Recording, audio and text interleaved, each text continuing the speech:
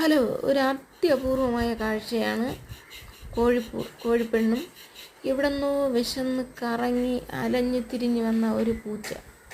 എവിടുത്തെ പൂച്ചക്കുട്ടിയാണെന്നറിയില്ല, ഈ പരിസരത്തെങ്ങാനുള്ളതായിരിക്കും. വന്നിട്ടുണ്ട്, വിശന്ന് അതിൻ്റെ ഒട്ടിയ വയറും ആയിട്ടാണ് വരുന്നത്. ആണാണോ പെണ്ണാണോ എന്ന് അറിയാൻ പറ്റുന്നില്ല ഗൈസ്, നമ്മൾ നോക്കുന്നുണ്ട്. പക്ഷേ ഇത് ആണാണോ പെണ്ണാണോ എന്ന് ഇതിൻ്റെ അടുത്ത് ചെന്ന് നോക്കാനും പറ്റുന്നില്ല, അത് ഓടിക്കളയുന്നു.